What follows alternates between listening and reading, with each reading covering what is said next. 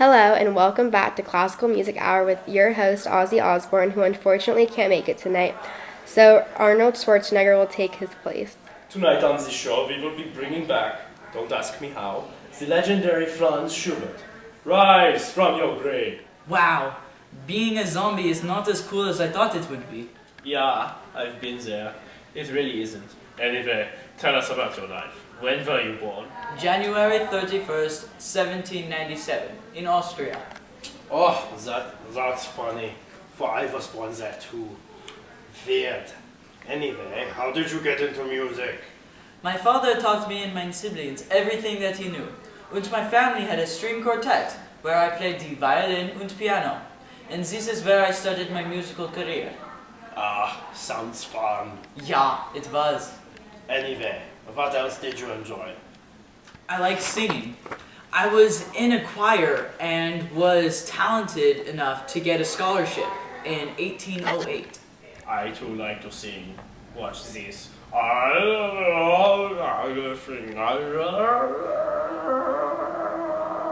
are terrible. Ah, thank you. Anyway, next question. Who did you think was influential? Johann Rudolf Zumsteeg was a big influence at that time, and I felt that I got a lot of influence from his works. I was also great friends with Josef von Swan until the day I died. In 1813, I left the musical community, and in 1814, I went and worked at my father's musical school. This is actually where I met the person I hoped to marry in the future. I had a wife once. In 1815, I met Teresa Groll, and she was so beautiful, so incredibly beautiful. Does she clean? What? I don't know. I never got to marry her because of the harsh marriage consent laws in 1815. Because I was unable to prove that I could support a family, I was unable to marry her. Now, what would you say is your greatest achievement?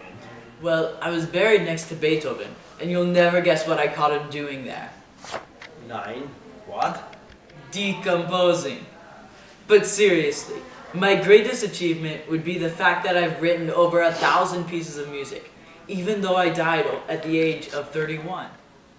Well, thank you for your time, Schubert. But we must be moving on.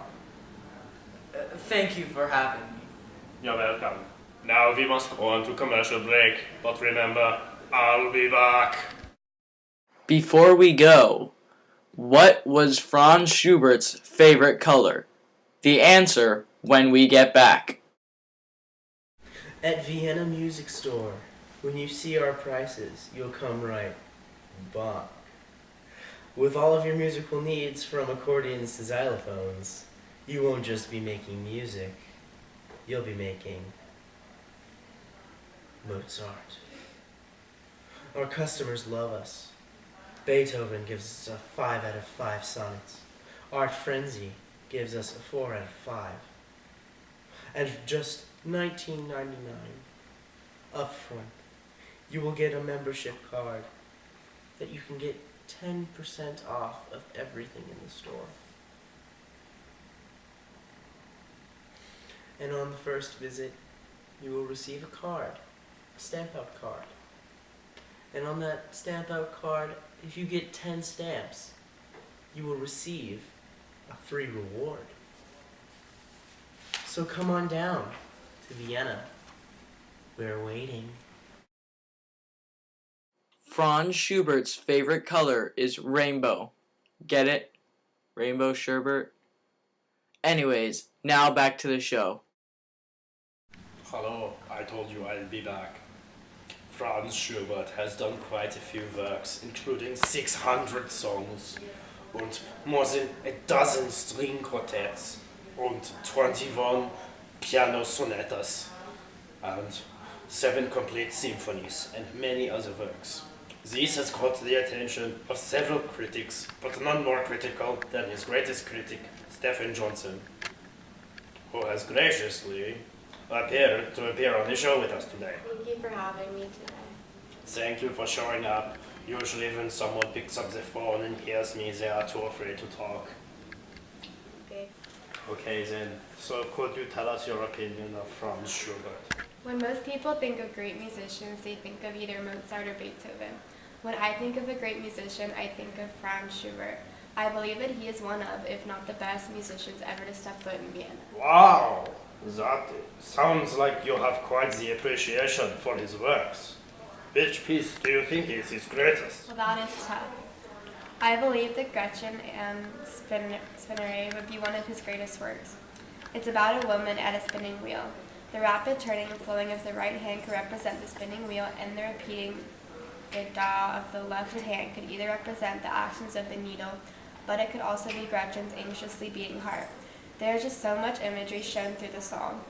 Throughout the song floats a wonderful vocal line, and the high point of the words Oxenkus can be a shocking performance even today.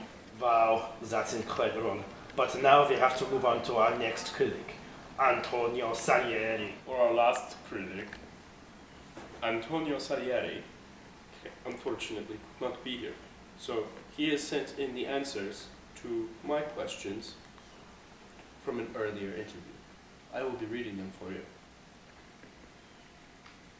Welcome, Mr. Salieri. I killed Mozart. Thank you. So, what did you think of Schubert? Schubert was almost as generous as Beethoven.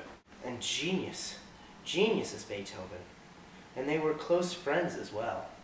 In fact, the first time they met, Schubert was so scared he ran away. It was a shame how the boy went, though. Indeed. So what do you think is his best work? Well, my personal favorite was Ave Maria.